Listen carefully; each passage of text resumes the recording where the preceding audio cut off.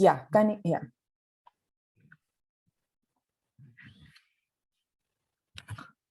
So welcome everybody to the first session of the Sanitation Workers Forum this year. My name is Amit and I'll be chairing the session today.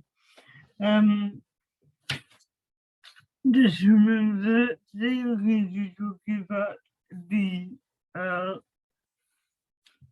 setting the scene for lessons from India and Kenya. And can I just remind the speaker that the session is being recorded and will be here. Each speaker has 5 minutes to present their presentations, and then there'll be Q&A at the end of the session. We'll be keeping an eye on the chat box for questions and answers over the course of the session. And yeah, welcome everybody to what looks like a very exciting hour and a half. Without further ado, I'd like to welcome Samuel to begin the session with his presentation. Samuel, are you there? Yeah. Yeah, great. Samuel, if you can share your screen, I will hand over the floor to you. Over to you. So I get a 5-minute time to present this. Okay. Yeah. Okay. Shall I do? Yes, please. Yeah. Okay. Rookie spotlight, Samuel. Yeah. I'm not able to get. Yeah, Samuel, if you want me to keep time, I will give you like a 1 minute. Okay. Shout. Okay. Yeah. Sure. Great. Thank you. Go ahead. Okay. Thank you for this opportunity, for giving me the space to share my work. And I'm from Jawaharlal Nehru University. I'm in the final stage of my PhD. I'm doing an ethnographic study on the sanitation workers in Bangalore, Karnataka. And whatever I'm trying to present during this session is from my own field experience that I would like to share with the group. And this is also a time where with the outbreak of the pandemic that started last year, the multiple things that happened in the city of Bangalore. So with the case of the precarity of the occupation of the sanitation work as one side, and also because of the pandemic, how the nature of work has changed and what is their present condition. With this, I like also to put before the group certain things that I'll be continuously using. I'll be saying BBMP, which means the Bangalore Municipal Corporation. I'll be also using the term BWSSB, or the Board, Water Supply Board, which takes care of the water and sanitation of the city of Bangalore. So, and the word Paurakarmika means those who are engaged in cleaning occupation, but it is limited to the sweepers of the corporations all over the state of Karnataka. There are 31 districts, but I'm especially focusing on the district of Bangalore, which is my primary study area. So I think I will limit to it because of the data and the engagement with the workers since last 5 years. So what has happened because of COVID is not something new, because the condition of the Paurakarmikas or the sweepers and other kinds of workers engaging in waste, the condition is being not so great, because the working condition, the living condition, and the kind of facilities that has been provided by the state is not the continuously facing a lot of discrimination, because this work itself is been the people who are engaged in this occupation are from the most oppressed community, that is the Dalit community. So when I say here, I am engaged with the sanitation workers employed in cleaning of sewers, and they have been employed by the BWSSB, that is the Water and Sanitation Department, whereas the sweepers are being maintained and managed by the corporation. So here the entire thing comes to a halt because of COVID, there was a case that was filed in the High Court of Karnataka where the AICCTU, the trade union which is working with the sanitation workers and the sweepers, we have the PUCL, a human rights body, and multiple organizations appealing to the High Court, asking for certain interventions regarding the improvement of the working conditions. So the COVID has really shaken many things that have come out of from that incident, where the many issues concerning their working and living conditions were raised before the court. So what happened is there were also multiple directions given by the central government and the state government. We have the Human Rights Commission coming out with a separate guide advisory regarding the states to take precautionary measures regarding the uh, sweepers and scavengers. We also have other directions issued by the state through SOPs. We also have directions by the Ministry of Home Affairs. And also, finally, we have the interventions by the respective high courts. So what I'm trying to share here is through the court intervention, and also the role of the trade unions and the workers' movement in the city, help to highlight the fact that the working condition has become so bad that they were not even properly provided with safety gears, the requirement of health insurances, and other kinds of benefits that were not reaching to them during the time of pandemic. So because of that, the courts directed the state to take precautionary measures and also to implement all the policies that were being implemented by the state. But here what happened is all the directions were going only to the sweepers, and the direction was given to the BBMP, that is the municipal corporation. But what happened? The sanitation workers were completely left out because it was managed by a separate statutory body, that is the BWSSP. So because of that, these workers were not getting any kind of benefit that was given to the Paura Karmikas. Anyways, there also there were a lot of problems because every time there was the intervention of the union asking for the demands of the workers. But here, what happened? The sanitation workers were completely denied of all kinds of safety measures. But as per the normal procedure, all these sanitary workers have been regularly provided with one-time safety equipments like masks and gloves, which are of low quality, given provided every once a year. So now, because of pandemic, there were many things that the workers were trying to raise, that they were not aware of how this pandemic is going to affect them, and there were no kind of public awareness among the workers. So therefore, what happened? There was no, actually the union was also not trying to intervene on behalf of the sanitation workers.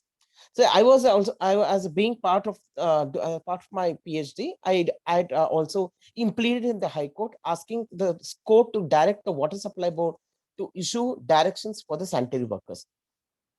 So what has happened is every direction with regard to compensation, with regard to travel, with regard to the rules that has to be followed in the containment zones, none of them were actually directed to the Water Supply Board, and therefore the sanitary workers were completely denied of all the benefits that were reaching. Secondly, with regard to disinfection of the containment zones and the residential complexes, everything were given to the sanitary workers to do it through the jetting machines, which were used for cleaning the sewers. So because of that, one case that came to light was one worker was engaged in the disinfection activity, lost his eyesight, and didn't come out at all in the public domain. Even with the board was also not aware, except because this was limited to the service station, and therefore this worker was given some kind of emergency medical assistance, and therefore, and later he was asked not to come into the service station or continue to work. After almost 1 year, this news came out that there was an issue of worker losing his eyesight because of disinfection activity. And again, this was taken up in the court. But what I'm trying to say is there was this complete negligence of the state. the state is really not taking any kind of precautionary measures how to handle these kind of things because of the pressure from the courts and other from the public and civil society organizations. They were trying to push this entire responsibility on the sanitation workers. The second thing that I would also like to share about uh, with matters relating to compensation. So none of the workers who have were engaged in or who died during the service are not being recorded, because many of the workers before the start of the lockdown in March, there were more than 340 sanitation workers were dismissed because the contract period ended, and within a week the lockdown was announced. So many workers already lost their job, and there was a shortage of workers in order to take up their task that is given by the state with regard to carrying out the responsibilities as part of the pandemic. So this was also yeah. 1 minute. You'll have just 1 minute now for the time. Okay, Yeah. okay. So Sorry. so the major the problem that is I would like to say is that the workers union or the sanitary workers, which was formed in 2018, there was a union that was formed through a left organization, but this broke out. It didn't because of some kind of internal conflict. This union splitted in the year 2019. After that, there was no kind of mobilization of these workers. So there was no one to represent the sanitation workers. But whereas the sweepers were working with the BBMP, they were already had a strong union that was trying to raise their issues in the court as well as before the state. And therefore, they're still continuing to face complete negligence, because none of the implementation that happened since 2020 March has been awarded to the sanitation workers. So I think during the question answers, I think many things you can ask. I think I will be able to share. With this, I stop.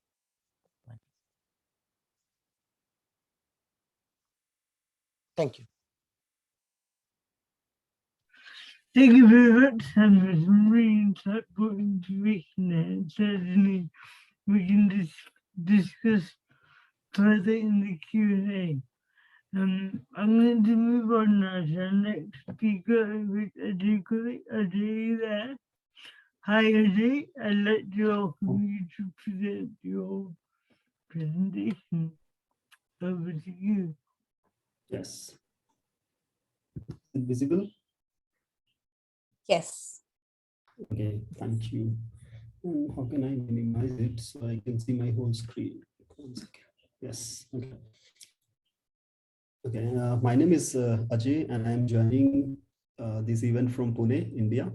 So I'm an assistant professor at Vishwakarma University, and I teach research methods and data science and marketing research. And what I'm going to discuss today, this work I did in 2019 with 2 of my students that time, and now I improved upon this work. And so thank you for allowing me to discuss with you today. Yeah. So we know that manhole is a very important invention, kind of. Yes, because we are not like forever we had manholes on Earth, but at one point of time, historians are not very sure, but I think they say even Greek has some sort of manholes at that time. And after that, actually Europeans helped later on, especially UK people helped to develop them further. And but not very clear-cut history of the manholes even today. So far, I have not able to reach to that. So, but manholes were very important invention, and they help us, to bring the different sewage pipelines at one point, and it is an opening from where you can get inside, clean it, and then make sure that sewage is flowing. But then somehow, somehow I think things did not go well as expected, and these are the different screenshots of the accidents, incidents of people falling inside the manholes, or they are dying while cleaning the manholes, are just from India.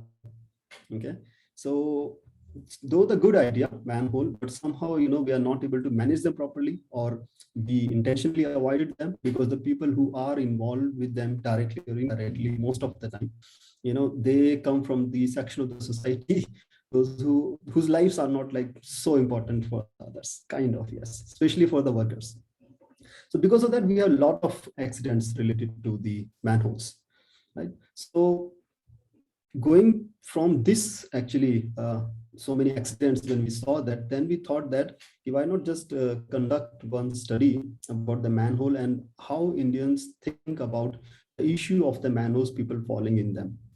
And while doing that, so we found that actually manhole is creating three kind of main issues. One is related to the clogging, like if you don't clean them properly, and if there is no passing of the water and the sewage, so we have our streets like this. And as Purva is from Mumbai and I'm from Delhi, so I think very familiar with these kind of scenes, and very often during the rainy season. So clogging, and if manholes are not maintained properly, one of the main issue. Second, cleaning. So I'm so sorry putting this image, as I completely agree with Wilson sir, that we should not just portray the mercy, like very misery or sad picture of the cleaning workers, but also the demanding that that they need a dignity, a dignified work. But still, it is a truth of Indian society. And as per the website maintained by Wilson sir only, in around 2,000 manual scavengers die every year in the sewers only in India. 2,000 people just while cleaning the sewers. It could, most of the time, it is because of the poisonous gases inside, and people go just their body that this person is trying to do that. So cleaning is a major issue here. And then the third is commuting. When there is a clogging, then people clean them, but then they do not fix it back properly. Then is a very often and very often sight in India when you do not have the covered manholes, and people fall in them, die them, sometimes survive, but often die. So as per this latest news from Times of India, not so reliable resource, but still, this is the latest I was able to get. It is for November 21. They claim that every 12 hours, one person dies in India just falling in manhole. And that is pathetic, I think, for anybody to die. So, and around 5,000 cases, 2015 to 20, and then just 2020, 841 people just died falling in manholes or some sort of pits in India. So I think when we talk about the manholes, based upon our literature, what we saw, these are the three C's, I think, which are very important and interconnected with each other: the clogging of the manholes, cleaning of them, and then commuting part. So we focused in this our 2019 study about the commuting part, actually. So we conducted this study just to understand how commuters feel about the manholes, and are they really aware about the dangers of it. So we did one online survey, and we got the sample of around 420 people, and most of the people were from Mumbai and some part of the Maharashtra, but largely from the Mumbai. And during that time, it was very heavy rain, I think 2019 Mumbai, and that time I think it got our attention. So I'm not sharing all results of the study, but few which are very, very important and which I thought it should be shared. So one is like, I think, did I miss something? Yeah. So for one question, we asked that usually we think that manhole is an issue of maybe in area where we do not pay more attention, or maybe density, or just for the cities. But 77% of our respondents told that manhole is a major issue everywhere in India, not just cities, not just villages, everywhere. So we cannot say that it is limited to any one particular areas of the India. Then the second important thing I would like to share is we asked them what kind of injuries a person can have if they fall in the manhole. So 45% people told that certainly they will die, loss of life. So I think it is, people know how dangerous it is when you do not have properly managed manholes, and almost 40% people say certainly you will have some sort of a fracture, major, minor, but I think they are saying major only, I think. So it is a fatal if somebody falls in the manholes, and they know it. Now, then third finding I'm just sharing with you, that then we also asked them whom they think they are responsible for it. And then 84% people are saying municipal office, carelessness of the municipal office, because they do have the resources, they have the people, everything, but they are just careless about it. So these are the just three findings I'm sharing with you, not everything, but I think these are the very important, which is coming to me related to the manholes.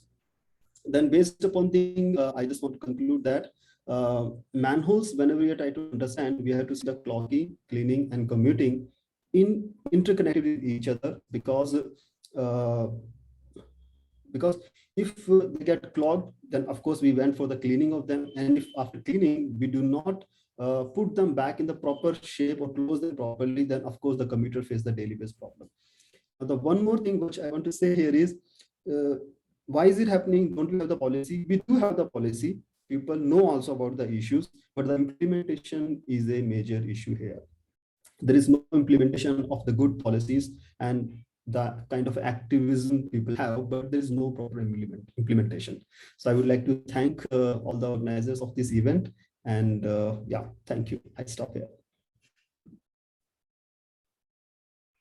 Thank you so much, Ajay, for that intervention and setting the last point about the difference between having a conversation about the issue and implementing the policy is quite key here. That's quite striking how we need to make that shift between talking about the issue of things that workers dying to actually taking action to address the issue in the first place. So thank you so much for that important intervention. Thank you, Amit. Thank you, Ajay. Yes. So we'll move on to our next speaker and we'll have a Q&A discussion at the end. So our next speaker is Natasha. Natasha, are you ready? Thank you, Amita. And thank you to the speakers before me. Very interesting presentations. I am unfortunately going to keep my video off because I'm in a shared space.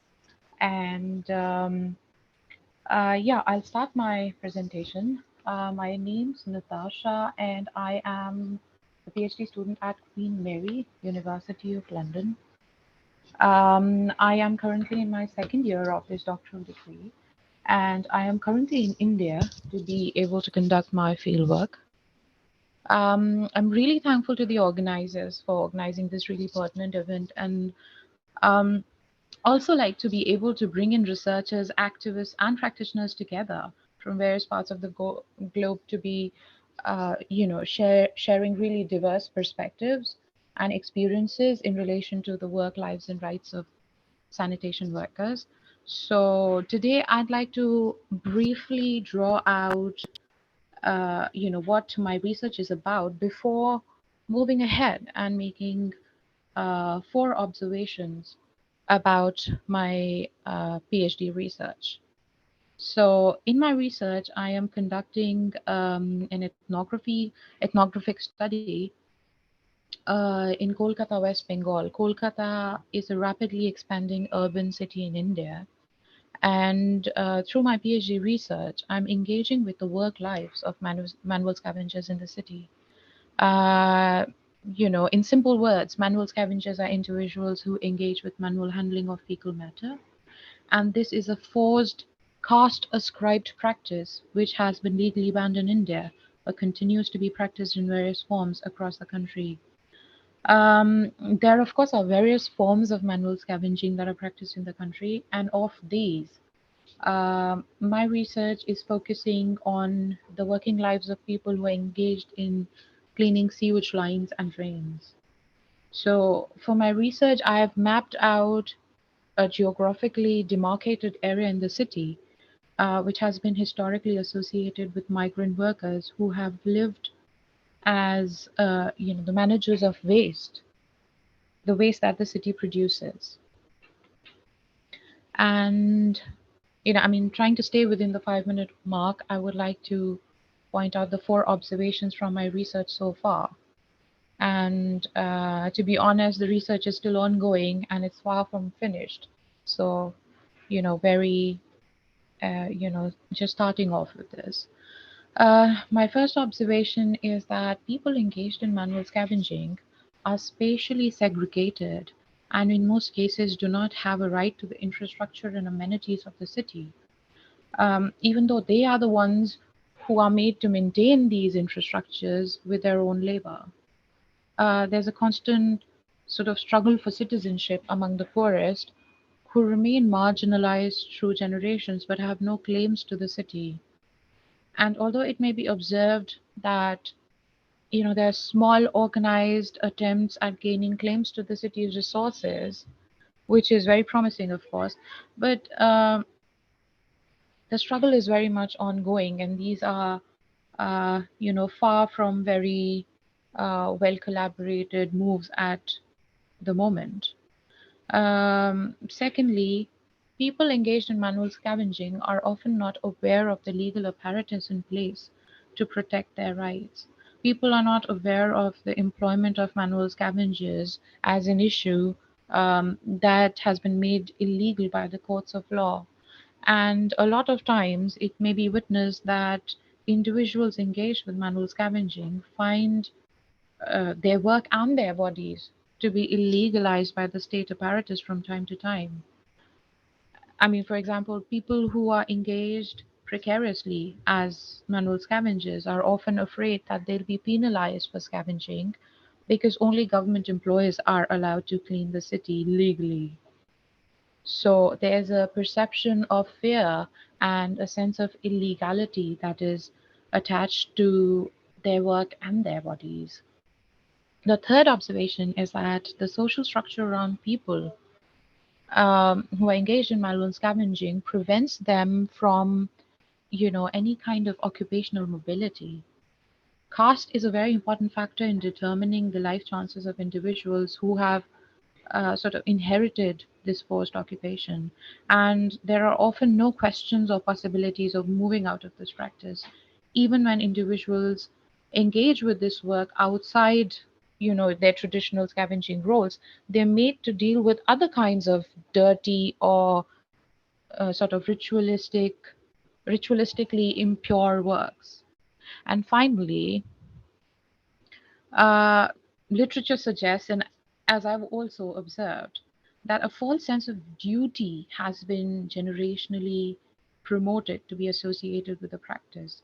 This is in terms of imposing a sense of duty among manual scavengers um, about serving the citizens in the urban cityscapes, and in terms of having a sense of duty attached towards safeguarding the public health of society.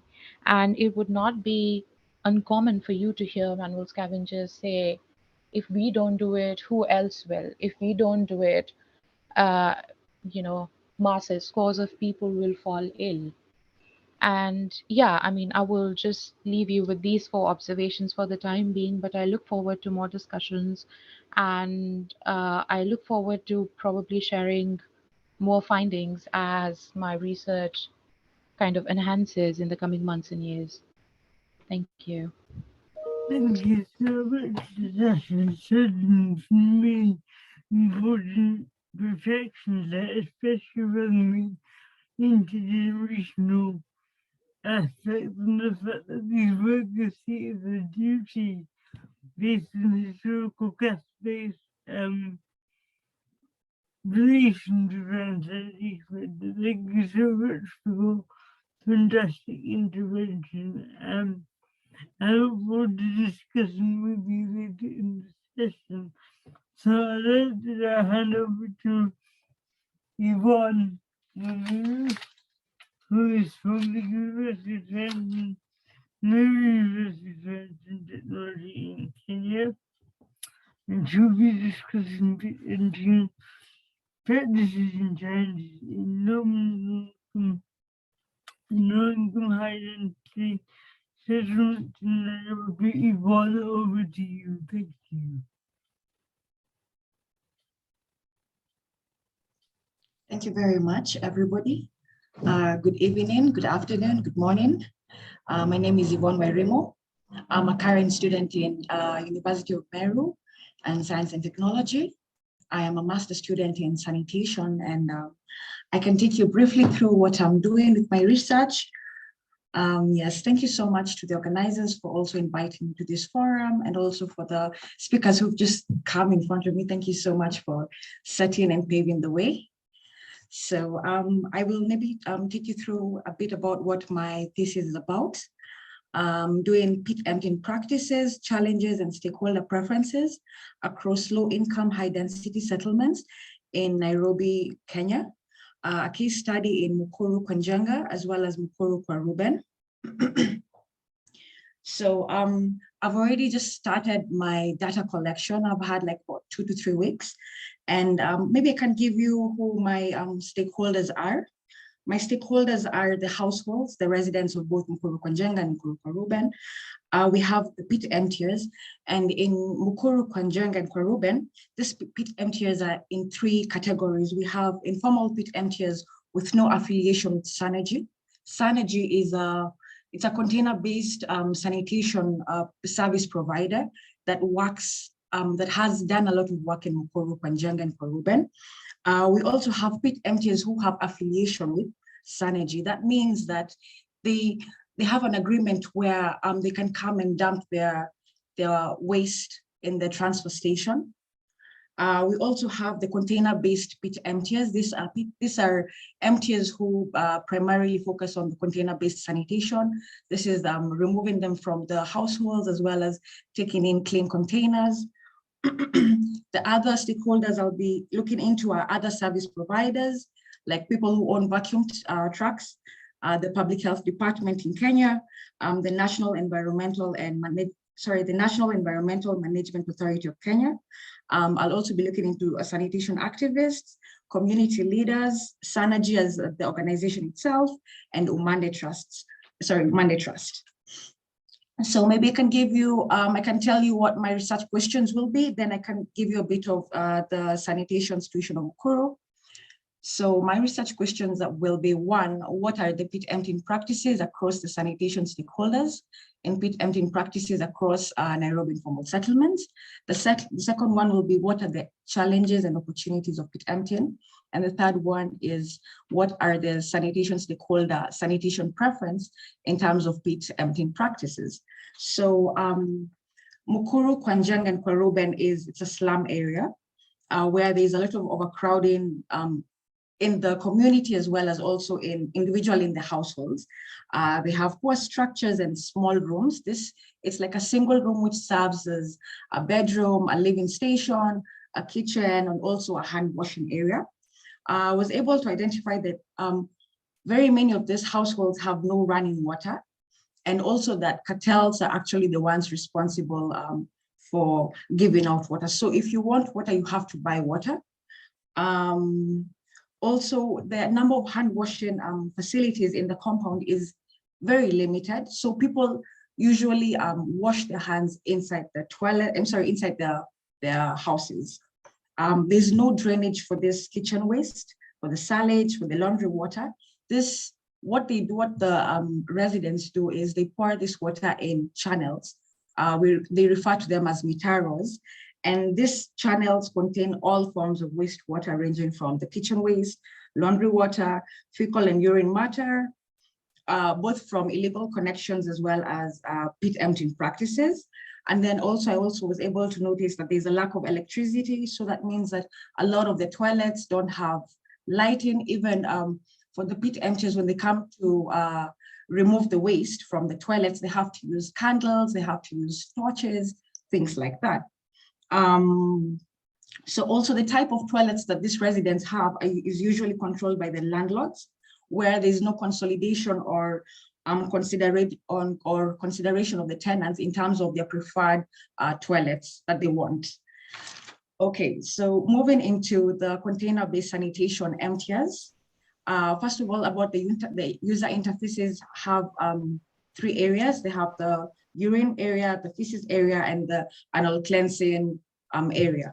So in this particular system, we were able, after talking to some of the households and everything, we were able to see that it's a limiting system in that the Muslim community are not able to use these toilets because of they have no place to empty the annual cleansing water.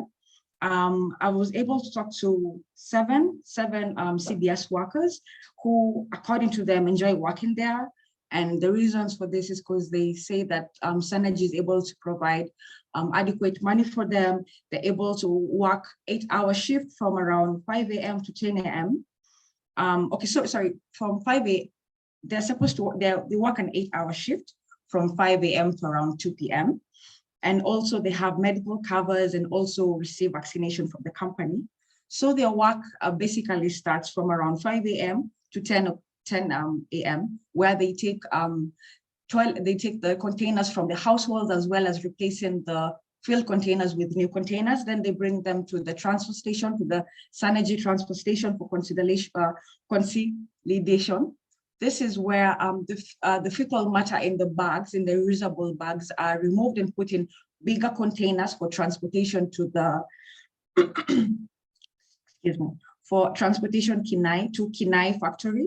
In this Kenai factory, this is where the consolidation, this is where the treatment of the waste takes place.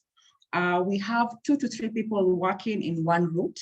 So if the route is very long, we have more people working from that route.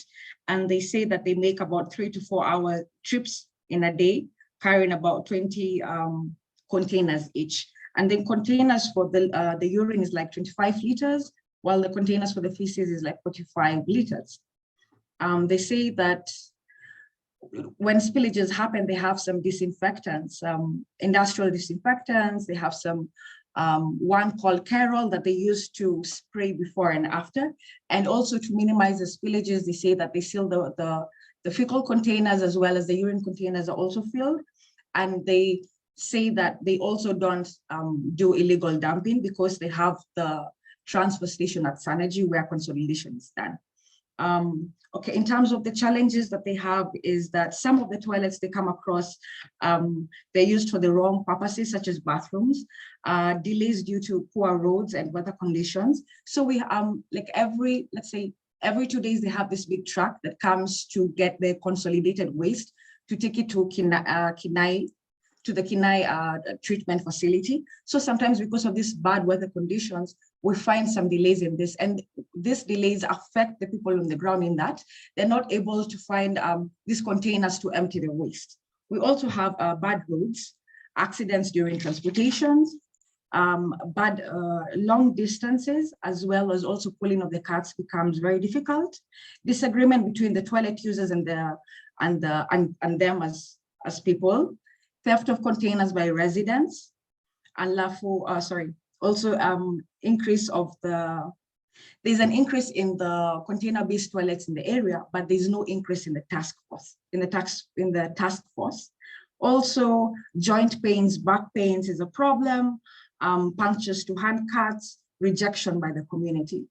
I'll take you briefly through the pit emptiers. So in terms of the pit emptiers with affiliation with Synergy, here work begins from 4 a.m. to like 12 p.m. and it's usually dependent on the workload. This pit emptiers actually have a very direct link to the households, where the households, they know where to get them. They either call them if they've done business with them before, or they know of a particular area in which they are seated waiting for work. This group of people make about 10 to 20 trips in a day. And they use something called an ambulance. It's like a cart that has a drum. So they fill these carts. And how they're able to remove the waste from the toilet is they have small containers that they connect to really long handles, and then they scoop the they scoop the waste from the toilet and put it into smaller containers, maybe 10 to 15 liter containers. Then from there, carry these small containers to where the ambulances are, and then pour the water. Then they transport them to the Synergy transfer station. Yes. So here I can say that the challenges these people, let me maybe talk about some of the factors that prevent the complete removal of their waste is maybe in terms of heavy flooding, where a lot of water makes So they just end up just collecting the water, but all the solid is just left in the bottom part of the latrine. Financial capability of the households. So if the household, if the landlord says that I only have, let's say, $10 or $20, so coming in, bearing in mind that for a household to remove 1 drum of water, it's 500 Kenya shillings. That's about $5. So if I have $20, that means that the pit emptiers will remove 4 containers. If I had more money, they will have removed more. But if I as the landlord don't have that money, I'll be limited with what money I have. So some of the challenges are the corridors and the trenches make it very hard for them to work. There's a lot of solid waste in the toilet, things like diapers, sticks, bottles, pads, things like that. The instruments, the containers with the long handles, they're not long enough to reach the bottom of the toilet. So it gets to a certain point in which they can no longer empty it.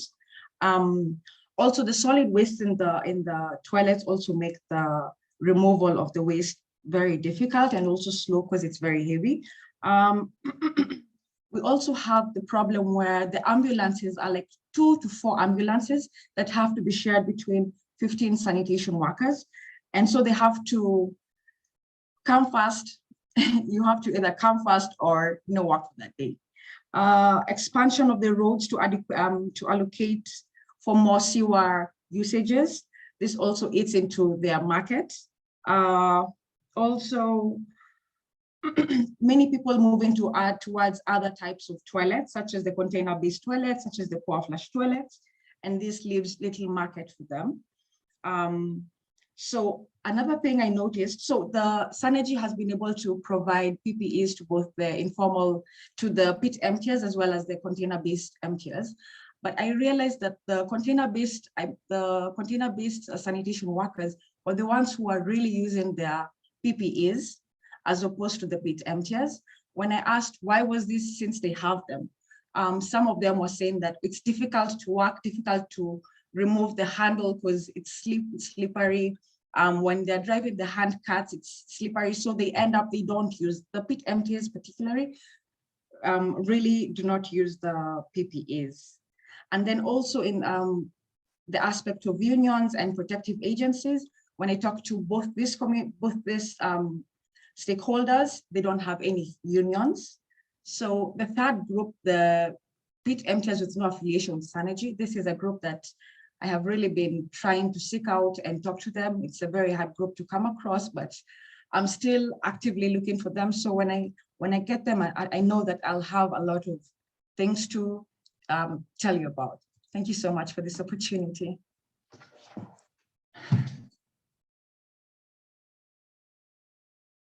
Thank you so much for that doing that, especially the point around what some people around the inadequacy of PPE is something like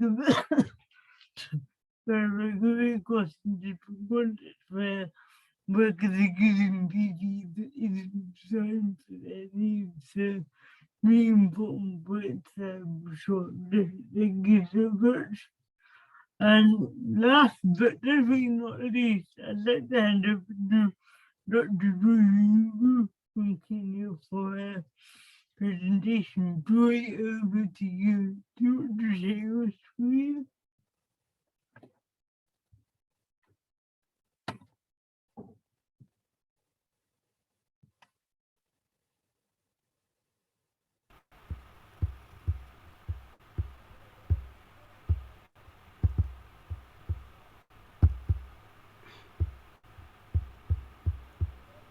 Thank you so much. Thank you so much for this opportunity to present today. My name is Ajay from Nehru University of Science and Technology. The work sorry, Joy, can you make it into a full screen? Sure. Okay. Yeah, slideshow. Yeah. Thank you. Just a moment.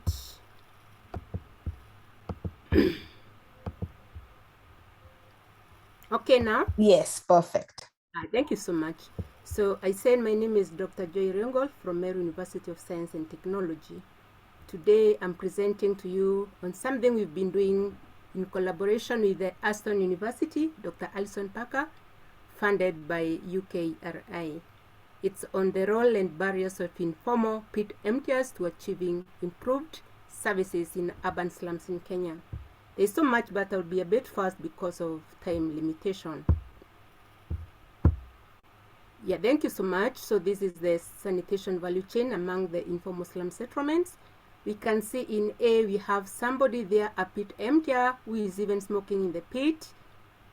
Part B, they are preparing to transport the fecal sludge that they have just emptied. C, we see how they are loading on the containers. And D, we can see what is happening on the disposal, actually directly to a river. And I'll also play for you a video on something that I took part in, which is just approximately 1 minute and 50 seconds about the operations of these people. This work is in Kibera slum this year. This was in July of this year. Maybe you can just watch this and then I can...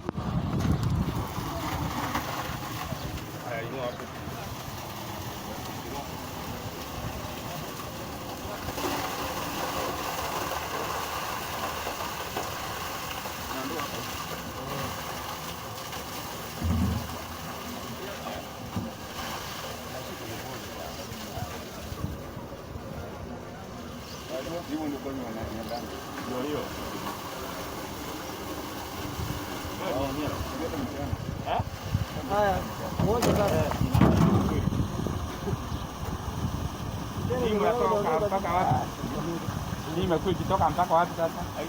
Uko juu na yani, uko juu darajani. Okay.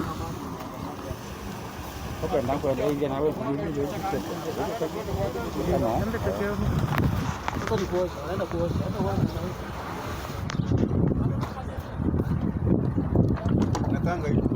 inakaanga hivi.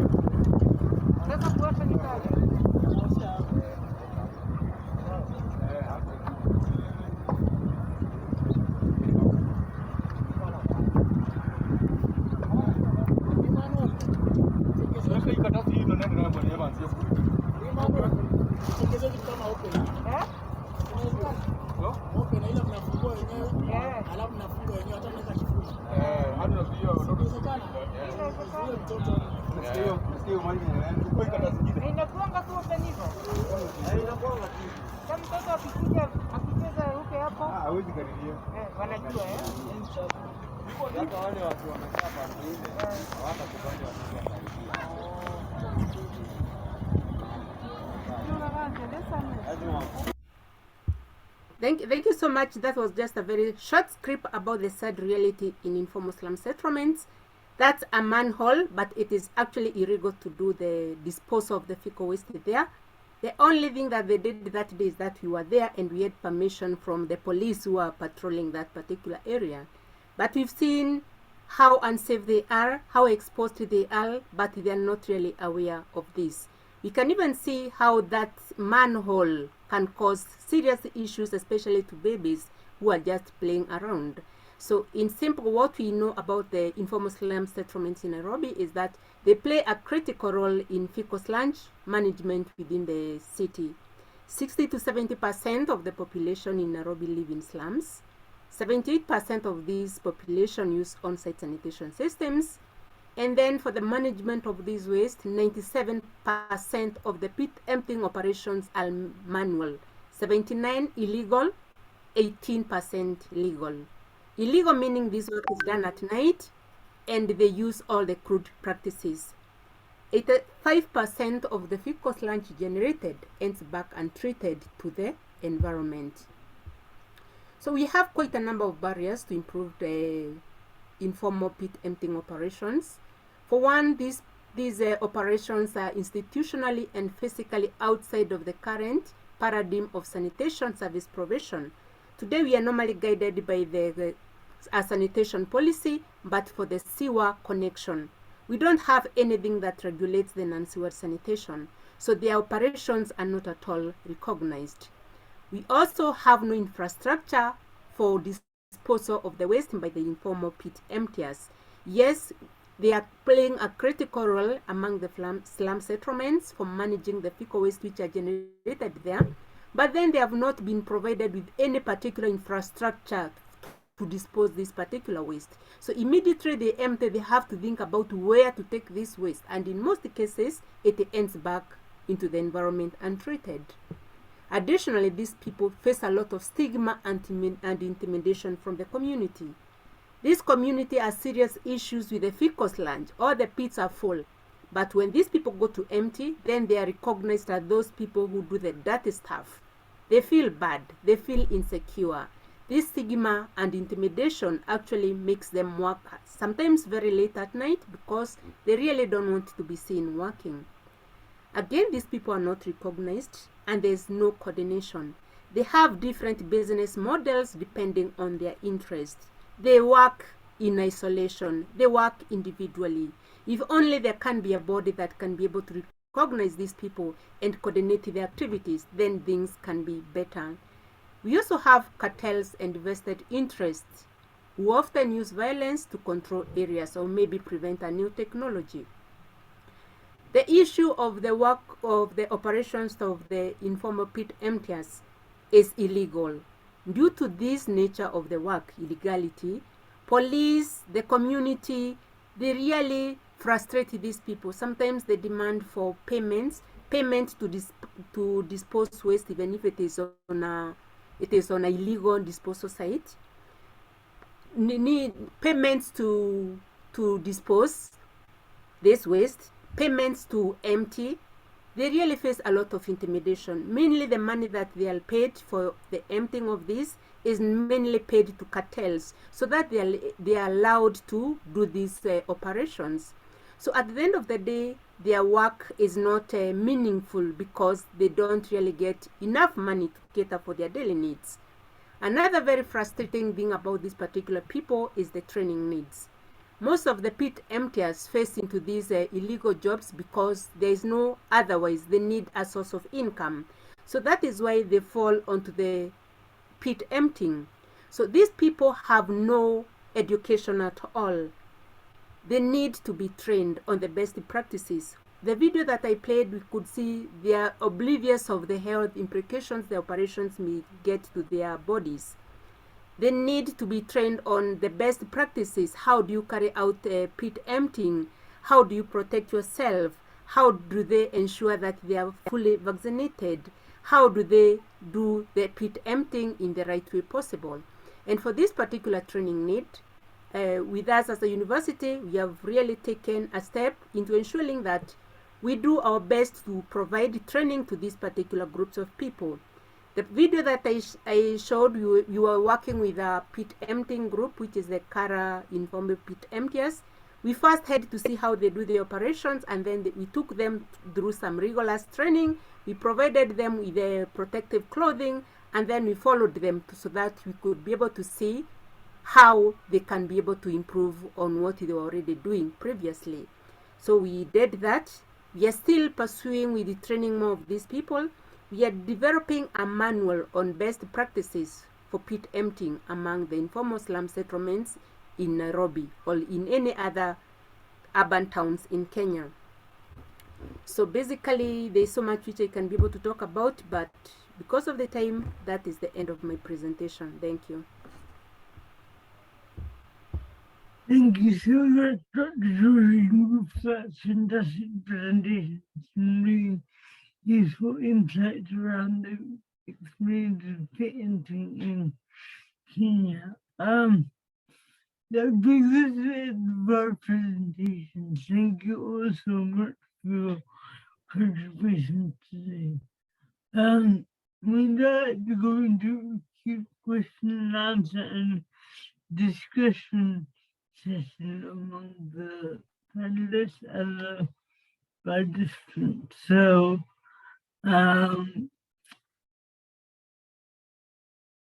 I'll provide you moderate Q&A. Yeah. Okay, Yeah. that's great. Thank you, Amita. You go for that. Thank you. Yeah. So, I mean, we could go ahead with the Q&A, but I'm taking the privilege of being a session moderator and So I have a lot of questions, and I would go ahead, and I would be the first one who would ask. So yeah, so I mean, for every speaker, so maybe we could, I mean, I have like, my mind is just like, okay, there are so many overlaps and connections between the two practices, which are like in India and Kenya. Uh, like what Samuel has presented in Bangalore, uh, where there are multiple bodies, like where Samuel was raising question of how state was then directing some body to then implement certain things, whereas the body was not someone which was responsible for the implementation. So then the whatever the problems were happening about not people not getting compensations or things not moving ahead, and this kind of fragmented nature of bureaucracy is sort of somewhere, I think, when there is something like a metro or a like which is a spectacle, or the infrastructures which are going to get in a lot of finance, when they are to be implemented, all bodies work together and make that happen. But when it comes to work which is related to sanitation workers, or work which is sort of tried to kept invisibilized, then everyone, I feel, in a way sort of works together to keep it invisibilized, to keep it that way. And then the courts or unions make a point of asking for people. So that was one of my observations, and not really a question as such. But if Samuel, if you could elaborate a bit more on how this sort of, because people who are cleaning the sewers in Bangalore during pandemic, they were the ones who were the most important ones. They were to be the what you call them, the essential workers. But then how did COVID regulations sort of impact them? Or when you said that the containment rules were not really followed by them, or they were not, I don't know how, so it might be something which is very a different thing which is happening, because who gets to go out and when, and at what time, and then how are those regulations happening? Like I know in Bombay, the public transport was completely stopped, so the trains were not working, and then people had to travel to their workplaces, but then they had to spend a lot to get to their workplaces because the public transport was stopped. So was there something that you want to add on that?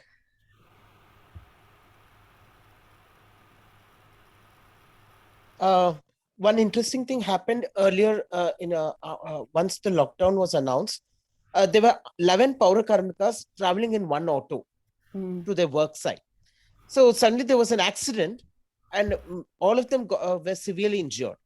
This was again taken up into the court by the union, asking for directions for the state to make some necessary measures because they don't have any kind of transport facility. So they announced that every worker will be paid ₹100 or provide some kind of public transportation from their residence to the work site. So that is also only when the union had tried to raise the issue with the state and the court, they were able to highlight the fact what is the condition of the workers. First of all, you should also know that there's no kind of restrooms available for these workers. For in order to go for especially women sanitary workers or sweepers, they face a lot of challenge. But there are other things that also I would like to highlight here was that apart from the transportation facility was given to the sweepers, the sanitation workers continued to walk from the residence to the work site. So because the direction was not going to the water supply board, but only to the sweepers who were working in the municipal corporations.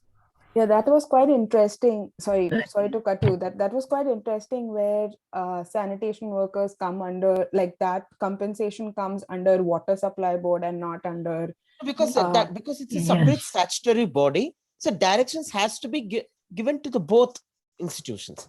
That is because the judges themselves were not able to understand how this things are functioning on ground. So who are these essential workers and how they are and what's the other thing is about informalization. No, the majority of the workers, both sweepers and scavengers in Karnataka, sanitary workers, are informal workers. They're outsourced by an agency. So therefore, the entire monitoring, their kind of the work environment is all being monitored by an agency and not by the state or the local institutions. That is something very worrying, no? Because informalization, if you say in water supply board, only 10% are permanent workers. Remaining 90% are contract workers, outsourced workers. So there is very worrying numbers that's coming out from the field. Yeah. I Thanks. think time is a thing of the company that they need to recognize both the sweepers and the scavengers as equal, as both deserve the same level of rights. You know, we talk about rights for women, for fertility, we talk about rights for workers, for safety. I think what you're picking up on there is the need to recognize who these individuals are and what their roles are in the sanitation workers industry, because the sanitation work industry is complex, it's entrenched in identity and caste and gender and so on. I think you really picked up some of the key points there for sure. Thank you so much. That's excellent. The one point I would just add is that within the water supply board, there are permanent workers and contract workers, that is outsourced workers.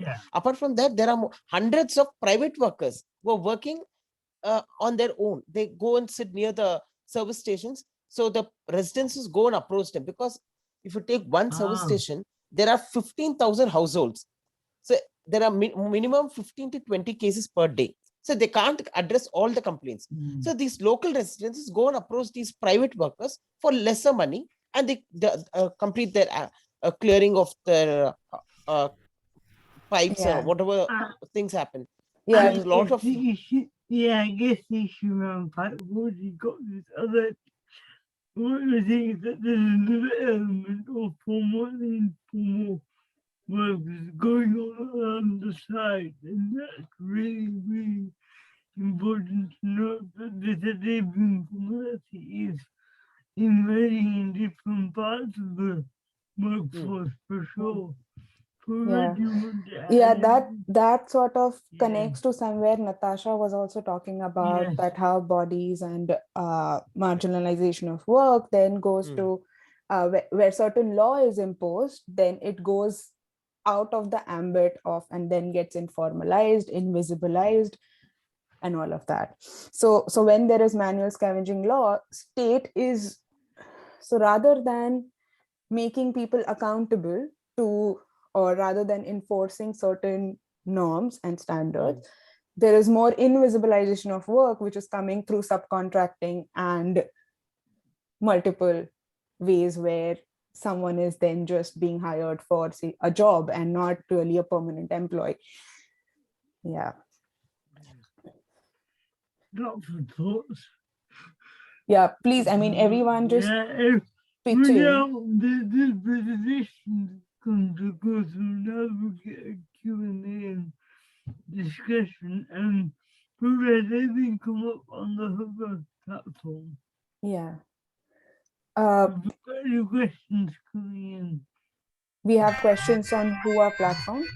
Okay. Do we have questions on the platform? Yeah, do we have a question on that? I don't know.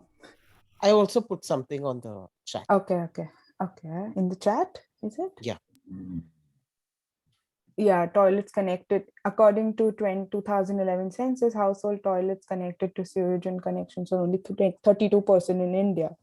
That is for Ajay. I actually wanted to point this out. Yeah, hi Natasha, do you want to say something? Maybe after that, Ajay?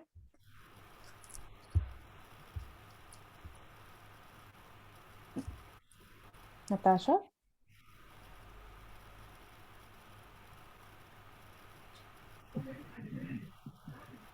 No? Okay, Ajay, do you want to respond to what Samuel has put in chat?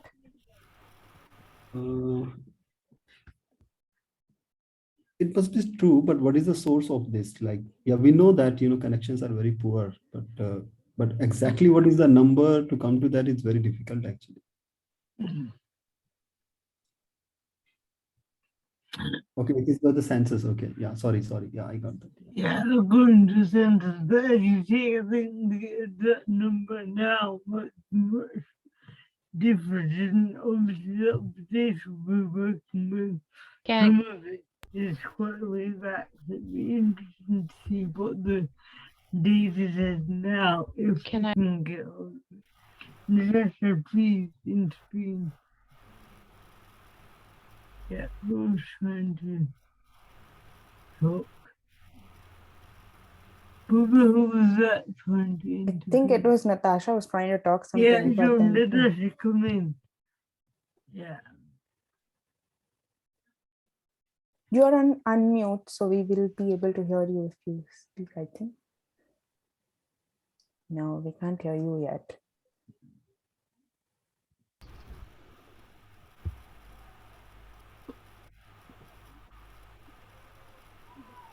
Natasha?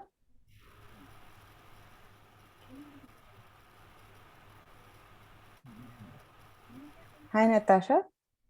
Okay, I don't yeah, think. Yeah. Okay, now we can hear you. Yeah. Go ahead.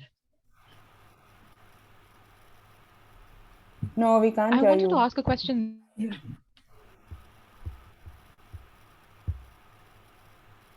Do you want to type the Is question? is that Yeah, now it's better, but your voice is cracking. Like it's not that we are able to hear you properly. okay?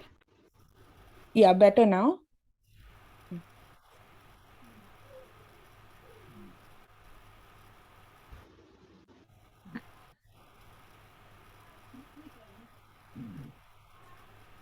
So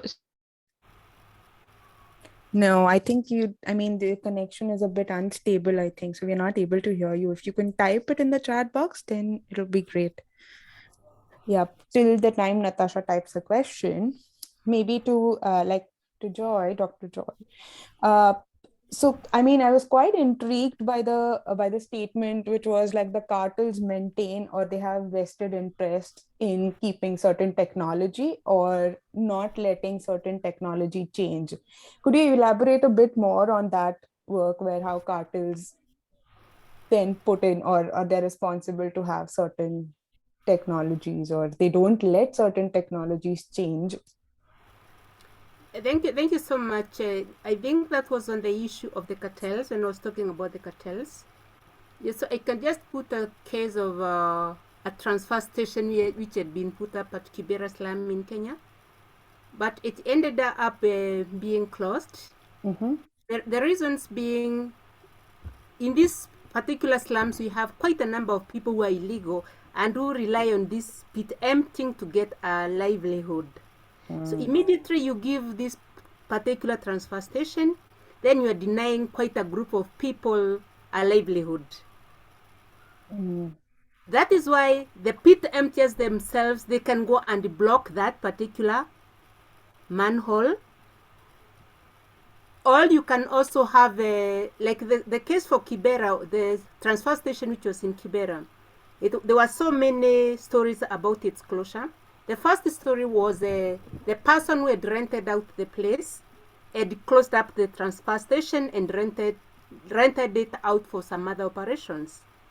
Others were saying there's an NGO that went and elected a public toilet above the transfer station. So there are very many stories, but they are normal interests. Remember, when you are talking about this ficus lunch, there's so many interests, from the pit emptiers, from the community to the government to other sanitation service providers. If you have your technology and you realize that another person who is incoming will make people not use your technology, you tend to put a block on this new coming thing. You really don't want to encourage anything coming in, being adopted by the community, that will let your technology down.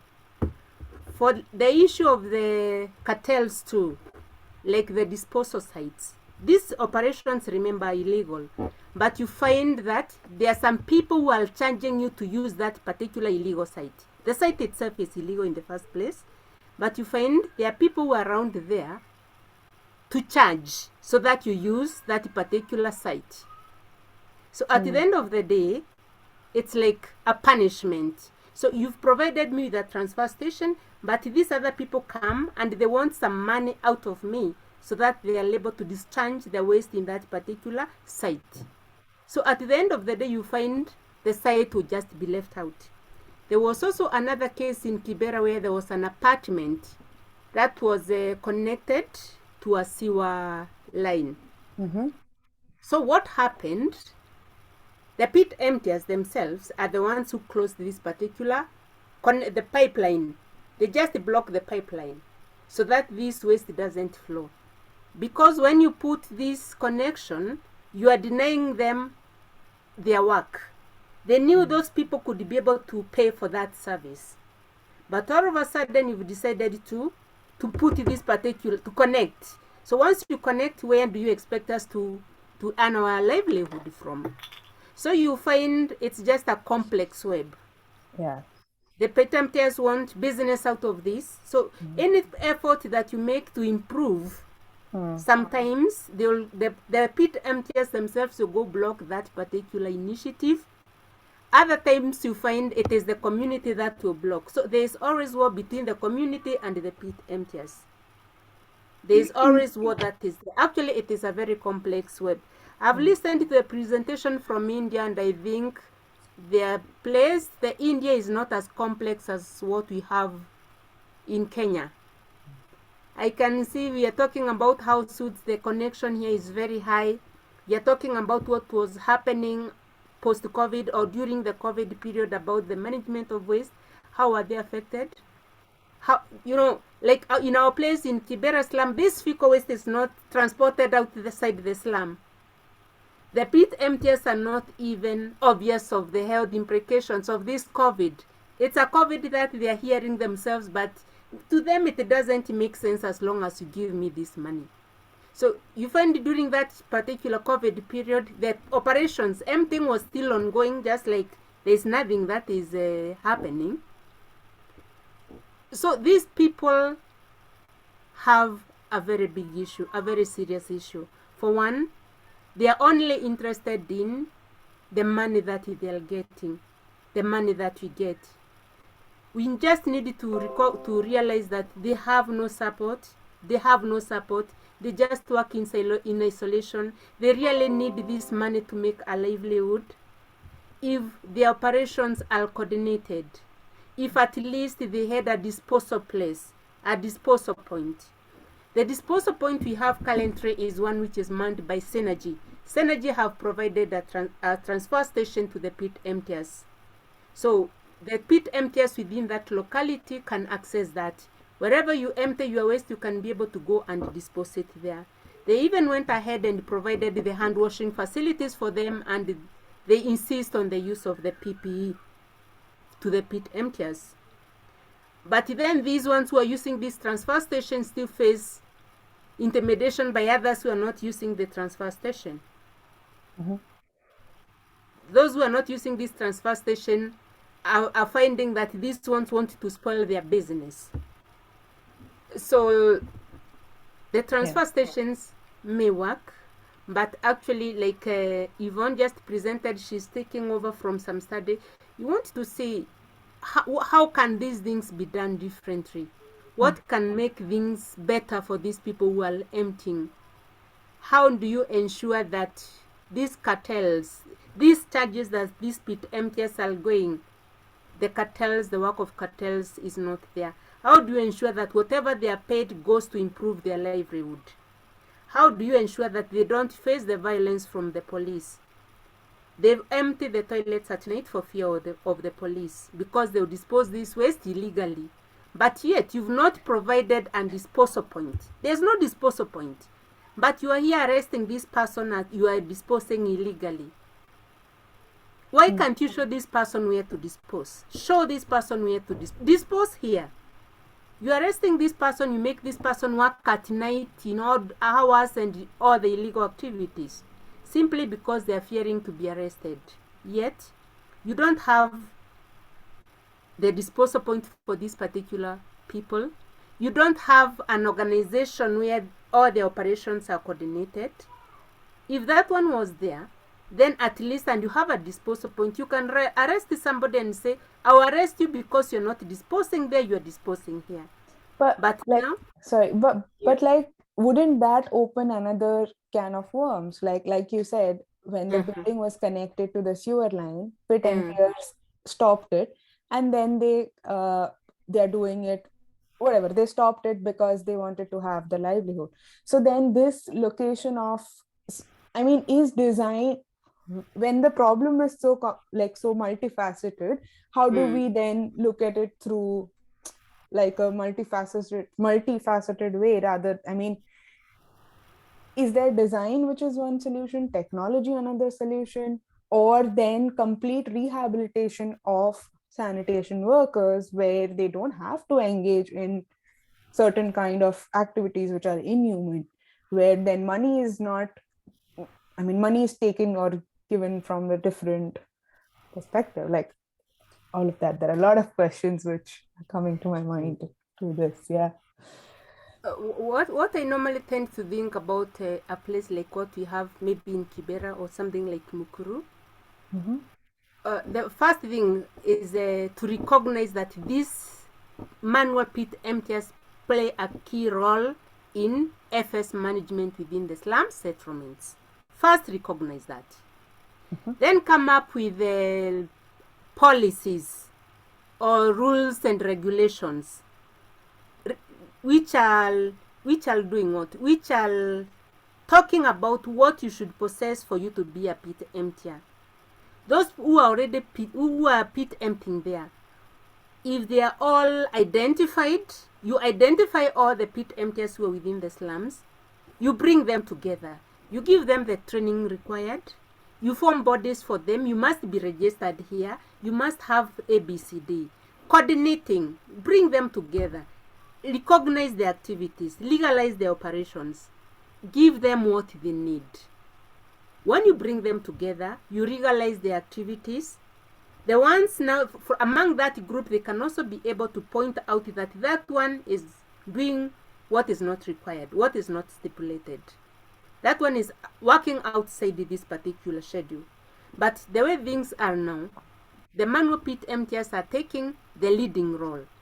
They are not recognized, they are doing it behind the scene. Actually, if you want to see them working, you go at night.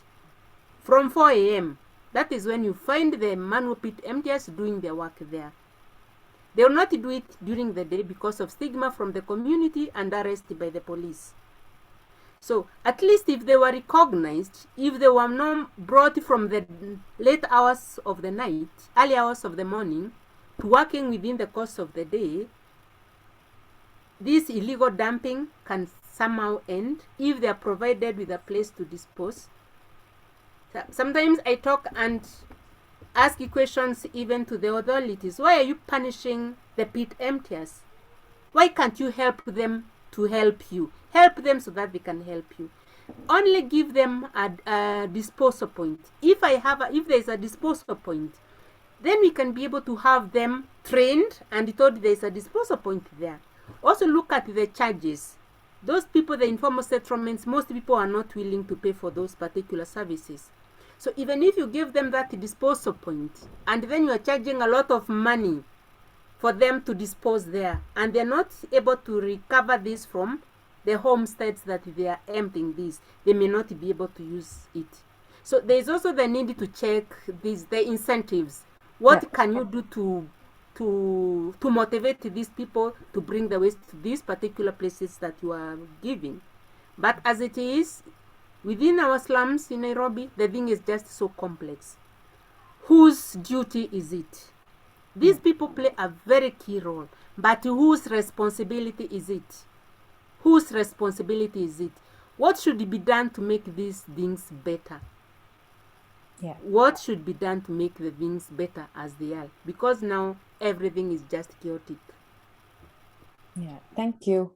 Thank you so much, Radhi. You picked up on several important points around how to make this better, but something which I was also getting more conversation was this idea of identity and how people working these pits, working the engine services identify themselves and the connection between themselves and the role that they do and the precarity of this role. It's really, really interesting. What struck me was the thing you were saying about workers wanting to claim their rights on this job.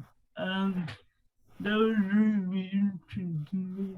So do you think that any kind of change going forward has to involve workers shaping the direction of the future for them? For what do you want to translate? Uh, yeah, so maybe like, do you think like going forward in any sort of training or any sort of better is not the right Policy. word, but in that, how should be the workers themselves involved in it while doing it? Just I want to ask, I wanted to add Yeah. something, Yeah. what Joy was trying to say, Dr. Joy. Yeah. Yes, because if you see in India, we have, there is a legal regulation, statutory regulation put in place now. Because what she was trying to say, that technology is trying to take away the labor, the livelihood of those people who are engaging in this occupation. But what here also we similarly, there's kind of fear and anxiety among the workers. Now they try to introduce robotics and other kind of technologies. They've the number of workers engaged earlier and now is different. It's reduced. They don't, for a robotic robotic that has been introduced in Kerala, they require only 2 people. But if a worker has to work in a jetting machine, they require 5 people. So gradually what is happening, we are moving towards mechanization of this occupation. There is also a fear and anxiety among the workers that they are going to lose their livelihood. And what has happened, those who have left the job has gone are working as private workers. It's like because they already lost their job. That's why they're trying to prevent some municipal stations. There were a lot of protests by the workers that they don't need that technology coming in.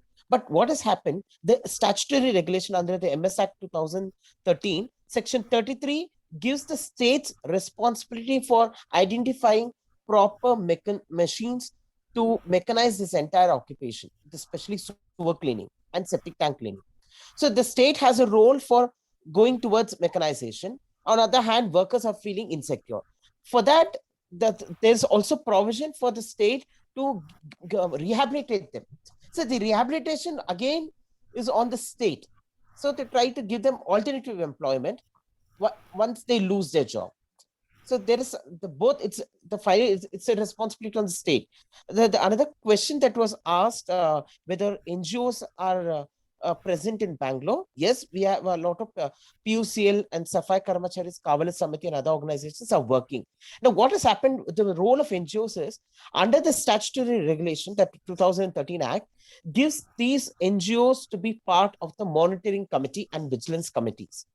So the act is giving space for these NGOs who are working with the communities to become part of the monitoring committee and vigilance committee in order to identify manual scavengers and providing them rehabilitation and compensation, etc. So, but however, if you ask me how these committees are performing, they have not even met even once or twice even in the last 5 years.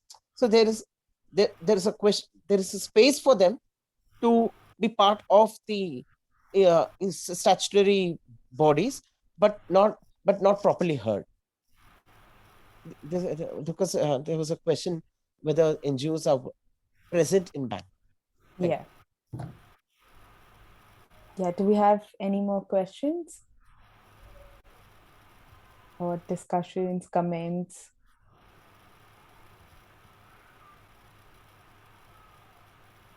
Nope.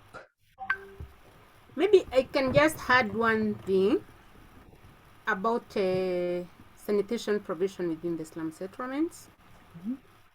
If most of the NGOs, most of the people normally focus on providing the technology. If I give that pit latrine, everything is enough. If there could be a mechanism to monitor the people who are bringing in technologies within the slum, so that it is ensured that whichever technology the entire sanitation service delivery chain has been taken into consideration. If you've given a pit latrine, have you considered how these will be maintained? Have you considered how it will be sustained? Because in most cases you find the pit latrines which have been built, you just go put your pit latrine there and you disappear. What happens is once it's full, it's left abandoned, or it just causes a lot of issues within the community.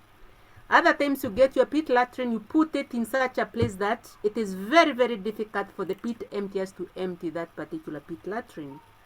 So if such things were considered such that whichever technology you are providing, you have looked at all those other aspects, including emptying, the transportation, the disposal, or the treatment. If you factored in that, there can be a bit less of a burden to the pit emptiers, such that the facilities they're dealing with are accessible. All the money, payment, how will this toilet be paid? Is it who will manage this particular facility that you've provided to ensure that at any given time those people who are emptying can be paid, and then if there's any money needed for disposal, it can be taken into consideration from that. Otherwise, if that one is just left as a free business, free market, all the technologies, all the systems are put there, it is adding insult to injury and not solving the challenges, but adding into the challenges that are already being experienced there. Yeah. Thank you so much. Thank you so much for all Yeah. the speakers in this fantastic discussion we had towards the end of the session. So, Yes. Thank you so much for thank you so joining in much. and Yeah. presenting. We have a 1 to 1:30 networking session, which is just, I mean, a Zoom room where we could chat and talk. Sadly, it is a Zoom room. It's not a in-person thing. So please, I mean, well, you're all of you are welcome to come there. And thank you once again for joining and presenting. Thank you so much.